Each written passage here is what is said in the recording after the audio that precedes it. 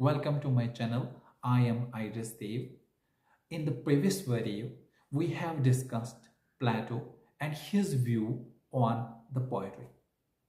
If you have not yet watched that video, you will get here the I button, and after clicking on the I button, you will get the access of that previous video. Today in this video lecture, we will discuss Aristotle's Poetics.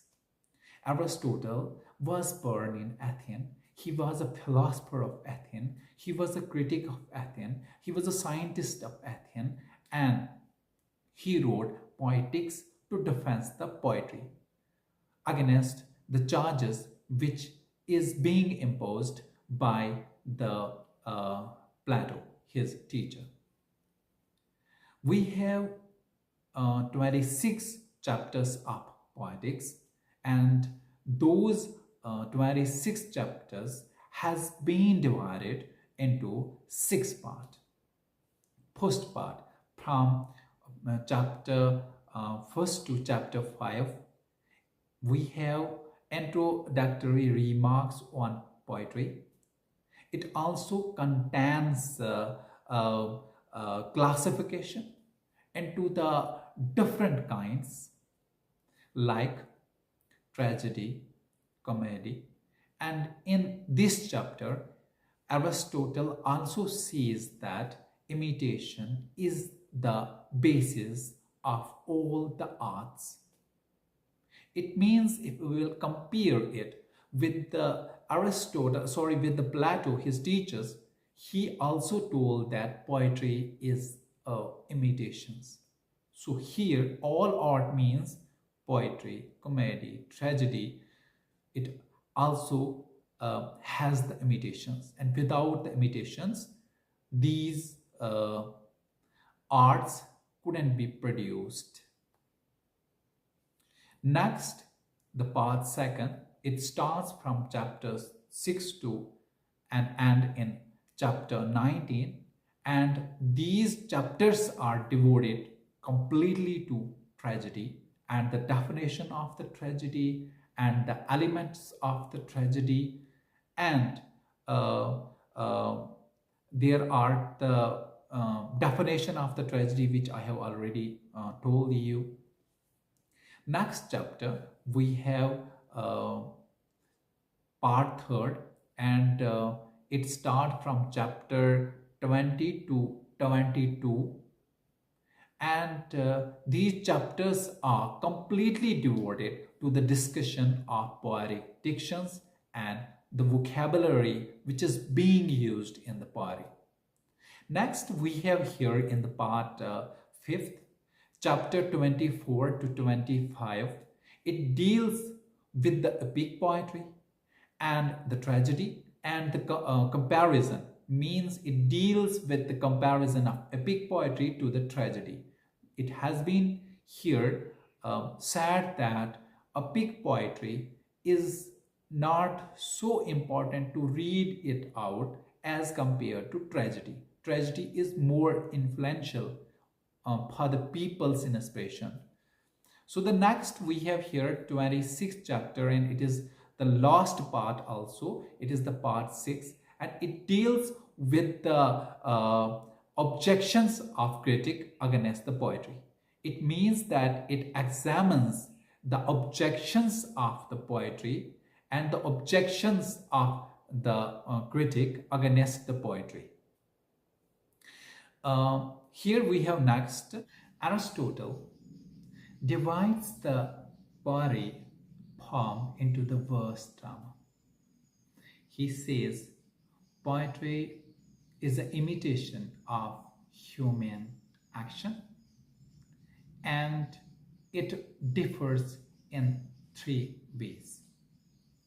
First, it differs in music rhythm, then it differs in harmony, then it differs in meter and melody. According to him, poetry is the art that imitates the actions and is mimicry form of art, in which the poet uses language, rhythm, poetic dictions, vocabulary, harmony, both together and separately. He proposes to study the poetry. He proposes to study the poetry by analyzing its constituent parts to draw the general conclusion. Without the constituent part, there would be no general conclusion in the poetry. So he gives the advice, while you're gonna read the poetry, read it with the constituent part of the poetry so that you would be able to generalize the conclusion. Next, he says that poetry is an art, it is an imitations, it is mimicry. Next, we have definition of the tragedy. Aristotle defined tragedy according to the 7 characteristics. First, he says tragedy is mimetic, means it is imitations, it is not real. Second, he says it is serious. It is not real, but it is serious.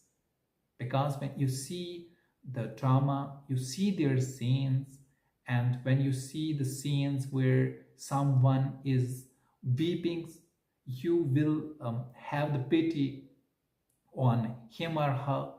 And similarly, if you have seen the tragedy in the drama, you get the fear and also pity. So it is serious, and then it has the appropriate length. It tells the story of the appropriate length. It is the third one.